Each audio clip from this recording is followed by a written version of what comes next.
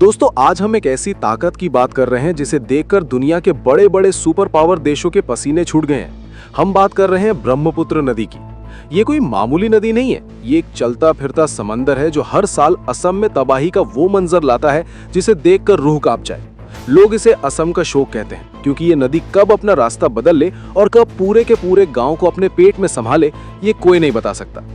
इस नदी के ऊपर एक साधारण खंबा खड़ा करना भी इंजीनियर्स के लिए किसी सुसाइड मिशन से कम नहीं था।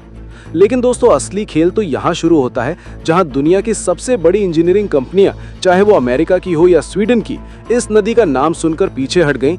वहाँ भारत के जांबाज इंजीनियर्स ने एक ऐसा चैलेंज लिया जिसने पूरी दुनिया को हिला कर रख दिया। हम बात कर रहे हैं 19 किलोमीटर लंबे उस कंक्रीट के अजगर की जो इस उफनती नदी के सीने को चीरकर बादलों के पार निकल जाता है।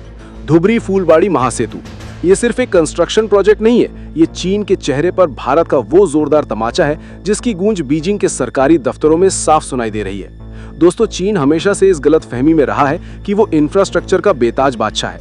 वो अपने घटिया वन बेल्ट वन रोड के जरिए छोटे देशों को कर्ज के जाल में फंसाता है। लेकिन भारत ने यहाँ बिना किसी शोर शराबे के वो कर दिखाया जो चीन के लिए एक बुरे सपने जैसा है। बांग्लादेश और चीन के बॉर्डर के पास भारत ने एक ऐसी अदृश्य दीवार खड़ी कर दी है जिसे पार करना तो दूर, छूने की हिम्मत भी दुश्मन नहीं कर पाएगा। अमेरिका और जर्मनी जैसे देश जो खुद को तकनीक का उस्ताद समझते हैं, वो आज इस बात पर रिसर्च कर रहे हैं कि आखिर LNTT के इंजीनियर्स ने जापानी सीक्रेट टेक्नोलॉजी के साथ मिलकर ये कारनामा कैसे कर दिखाया। ये पुल भारत सरकार के उस फौलादी इरादे का नतीजा है जिसके लिए 5000 करोड़ रुपए खर्च करना तो बस एक शुरुआत है। ये पैसा पानी की तरह नहीं बहाया जा रहा, बल्कि ये भारत के उस भविष्य की नींव रखी जा रही है जहां कोई भी दुश्मन हमारी तरफ आंख उठाकर देखने की जुर्रत नहीं करेगा। दोस्तों आज हम इस मेगा प्रोजेक्ट की उस गहराई तक उतरेंगे जहां जाने की हिम्मत आज तक किसी ने नहीं की। आपको पता चलेगा कि कैसे ये पुल भारत की तकदीर और हमारे सबसे संवेदनशील चिकन नेक कॉरिडोर की सुरक्षा को हमेशा के लिए बदल कर रख देगा। दोस्तों क्या आप जानते हैं कि इस पुल के पिलर्स के नीचे वो कौन सा सीक्रेट तकनीक छिपा है जो रिक्टर स्केल पर 8 की तीव्रता वाले भूकंप को भी झेल जाएगा? क्या वाकई ये पुल सिर्फ लोगों के लिए है या रात के अंधेरे में यहाँ से भारत के सबसे घातक हथियार गुजरने वाले हैं?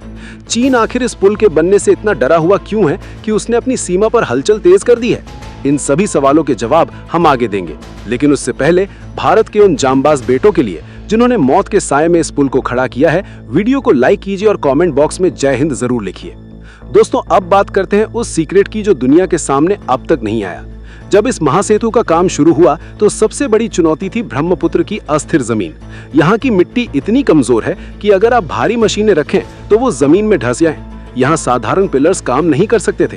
तब भारत ने हाथ मिलाया जापान के साथ। जापान जो तकनीक के मामले में अमेरिका का भी बाप माना जाता है, उसने अपनी सबसे एडवांस एंटी सिस्मिक और deep well foundation technology Bharat के साथ शेयर की।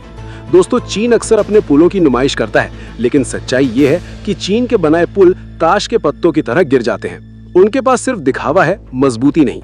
इसके उलट धुबरी फूलबाड़ी ब्रिज में एक्स्ट्रा डोज्ड केबल स्टे तकनीक का इस्तेमाल हुआ है। इसमें केबल्स का एंगल इतना सटीक रखा गया है कि ये पुल किसी भी दबाव को झेल सके। जापानी कंपनी JICA ने इसमें न केवल पैसा लगाया बल्कि अपनी वो सीक्रेट तकनीक भी दी जो उन्होंने आज तक किसी और देश को नहीं दी है। अमेरिका जैसे देश जो सिर्फ अपनी रोटियां सेकना जानते हैं, वो ये देखकर हैरान है कि भारत ने बिना किसी ढिंढोरे के इतना बड़ा प्रोजेक्ट कैसे लगभग पूरा कर लिया। यहाँ इस्तेमाल होने वाला कंक्रीट कोई मामूली मसाला नहीं है, इसे सेल्फ कॉम्पैक्टिंग कंक्रीट कहते हैं जो पानी के अंदर भी पत्थर जैसी मजबूती पकड़ लेता है। दोस्तों चीन की सबसे बड़ी ताकत उसकी मैन्युफैक्चरिंग थी, लेकिन भारत के इस प्रोजेक्ट ने साबित कर दिया कि जब बात क्वालिटी और इंजीनियरिंग की आती है तो भारत का मुकाबला करना नामुमकिन है। ब्रह्मपुत्र की लहरें कितनी भी उग्र क्यों न हो, इस पुल के 126 पिलर्स को हिलाना भी नामुमकिन है। ये पिलर जमीन के अंदर उतनी गहराई तक गए हैं जितना कि एक 20 मंजिला टावर होता है। आप अंदाजा लगाइए कि नदी के उफनते पानी के बीच इतनी गहराई तक कंक्रीट भरना कितना मुश्किल काम रहा होगा। लेकिन भारत के इंजीनियर्स के सामने चीन की हर चाल और प्रकृति की हर रुकावट छोटी पड़ गई। दोस्तों अब उस मुद्दे पर आते हैं जिससे बीजिंग में खलबली मची है। मैप पर अगर आप गौर से देखें तो सिलीगुड़ी कॉरिडोर या जिसे हम चिकन नेक कहते हैं, वो भारत का सबसे नाजुक हिस्सा है। ये वो संकरा रास्ता है जो पूरे नॉर्थ ईस्ट को बाकी भारत से जोड़ता है। चीन की हमेशा से ये गंदी योजना रही है कि युद्ध के समय वो इस गले को दबा देगा और भारत को 2 टुकड़ों में बांट देगा। लेकिन दोस्तों भारत के प्रधानमंत्री और रक्षा विशेषज्ञों ने इस चिकन नेक के डर को हमेशा के लिए दफन करने का इंतजाम कर दिया है।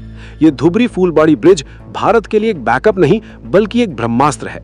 अगर कल को मुख्य रास्ता ब्लॉक होता है तो भारतीय सेना को किसी की इजाजत की जरूरत नहीं होगी। इस 19 किलोमीटर लंबे पुल के जरिए हमारे सबसे भारी टैंक जैसे अर्जुन और T-90, भीष्म और हमारी सबसे खतरनाक मिसाइलें कुछ ही घंटों में अरुणाचल प्रदेश और मेघालय के बॉर्डर तक पहुंच जाएंगी। ये पुल सेना के लिए एक ऐसी लाइफलाइन है जो चीन के हर मंसूबे को मिट्टी में मिला देगी। दोस्तों, चीन इस बात से सबसे ज्यादा परेशान है कि अब वो भारत को नॉर्थ ईस्ट में घेर नहीं सकता। ये पुल अरुणाचल की सुरक्षा के लिए एक अभेद्य कवच की तरह काम करेगा। अमेरिका के मिलिट्री एक्सपर्ट्स भी ये मान रहे हैं कि भारत ने इस एक पुल के जरिए पूरे साउथ एशिया की जियोपॉलिटिक्स को बदल कर रख दिया है। ये पुल सिर्फ जनता की सुविधा के लिए नहीं बना है, ये दुश्मन के सीने पर मूंग दलने के लिए तैयार किया गया एक साइलेंट डिफेंस एसेट है। इस पुल की मजबूती इतनी है कि इस पर एक साथ दर्जनों भारी टैंक और मिसाइल लॉन्चर पूरी रफ्तार से दौड़ सकते हैं। चीन ने सोचा था कि वो तिब्बत में सड़कें बनाकर हमें डरा देगा, लेकिन भारत ने अपने घर में वो ढांचा तैयार कर लिया है जिसकी कल्पना भी बीजिंग ने नहीं की थी। अब अगर चीन ने कोई भी हिमाकत की तो भारत की सेना इस महासेतु के जरिए उसे उसकी औकात याद दिला देगी। दोस्तों, तकनीक और युद्ध की बातों से हटकर अब उस इंसान की बात करते हैं जो दशकों से इस नदी के कहर को झेल रहा था। जरा सोचिए, एक बीमार मरीज जिसे तुरंत इलाज की जरूरत है, उसे 212 किलोमीटर का लंबा चक्कर काटकर अस्पताल पहुंचना पड़ता था। 8 घंटे की वो जानलेवा यात्रा अक्सर मौत का पैगाम लेकर आती थी। मॉनसून के 4 महीनों में तो हालात और भी बदतर हो जाते थे, जब नाव से नदी पार करना मौत के खेल से कम नहीं होता था। लेकिन दोस्तों, भारत के इस मेगा प्रोजेक्ट ने उस 8 घंटे के नरक को सिर्फ 20 मिनट की एक शानदार ड्राइव में बदल दिया है। ये है नए भारत की ताकत, जहां अमेरिका जैसे विकसित देश आज भी अपने पुराने इंफ्रास्ट्रक्चर को ठीक करने में लगे हैं, वहां भारत ने दुनिया की सबसे मुश्किल नदी पर यह करिश्मा दिखा दिया है। मेघालय और असम के बीच का वो फासला जो कभी सदियों जैसा लगता था, अब पलक झपकते ही खत्म हो जाएगा। किसान जो अपनी फसल को बाजार तक नहीं पहुंचा पाते थे, छात्र जो बेहतर शिक्षा के लिए तरसते थे, उन सब के लिए ये पुल एक नया सवेरा लेकर आया है। ये पुल सिर्फ कंक्रीट और लोहे का जोड़ नहीं है, ये लाखों लोगों के आंसुओं को पोंछने वाला एक सहारा है। ये भारत की उस बढ़ती हुई अर्थव्यवस्था का प्रतीक है, जहां विकास सिर्फ शहरों तक सीमित नहीं है, बल्कि देश के आखिरी कोने तक पहुंच रहा है।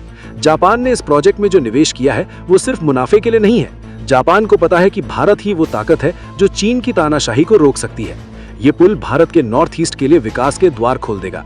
जो पर्यटक पहले दूरी की वजह से यहाँ नहीं आते थे, उनके लिए ये 19 किलोमीटर की वाटर ड्राइव दुनिया का सबसे बड़ा अजूबा बन जाएगी।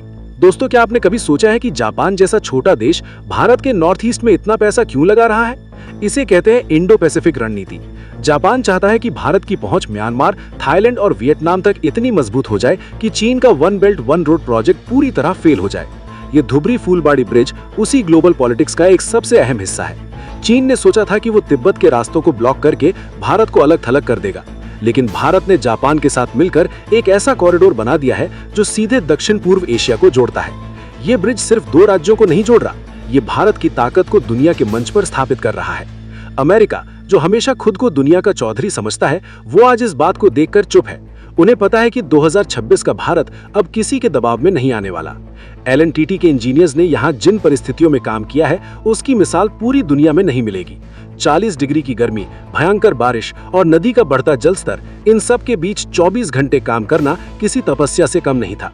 भारत की इस कंपनी ने साबित कर दिया कि जब बात देश की सुरक्षा और तरक्की की आती है, तो हम दुनिया की किसी भी विदेशी कंपनी से कहीं आगे हैं। ये पुल भारत की आत्मनिर्भरता का सबसे बड़ा सबूत है। चीन ने वियतनाम और फिलीपींस जैसे देशों को डराया है, लेकिन भारत उसे सीधा जवाब दे रहा है। इस पुल के बनने से भूटान और बांग्लादेश के बीच भी व्यापार का एक नया रास्ता खुलेगा। भारत अब सिर्फ अपनी सीमाओं की रक्षा नहीं कर रहा, बल्कि वो पूरे एशिया का लीडर बनकर उभर रहा है। दोस्तों, अब हम इस प्रोजेक्ट के आखिरी पड़ाव पर हैं। लेटेस्ट रिपोर्ट्स कहती हैं कि 75% से ज्यादा काम पूरा हो चुका है। नदी के बीच में खड़े वो पिलर भारत के गौरव की कहानी कह रहे हैं। आधिकारिक तौर पर यह काम 2028 में पूरा होना है, लेकिन जिस रफ्तार से हमारे मजदूर और इंजीनियर्स काम कर रहे हैं, हमें पूरा यकीन है कि 2027 के अंत तक भारत के प्रधानमंत्री इस पर तिरंगा लहराएंगे और इसे देश को समर्पित करेंगे। जब ये पुल खुलेगा तो ये सिर्फ गाड़ियों के लिए नहीं होगा, बल्कि ये भारत की उस उड़ान का प्रतीक होगा जिसे अब कोई नहीं रोक सकता। ये पुल उन सभी लोगों को जवाब है जो कहते थे कि भारत कभी विकसित नहीं हो सकता।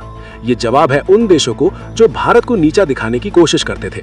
धुबड़ी फूलबाड़ी महासेतु भारत के उस साहस की कहानी है जो चुनौतियों को पैरों तले कुचलना जानता है। दोस्तों, क्या आपको भी लगता है कि भारत को ऐसे और भी पुलों की जरूरत है? तो दोस्तों, इसके बारे में आपकी क्या राय है? कमेंट बॉक्स में जरूर बताइएगा। जय हिंद।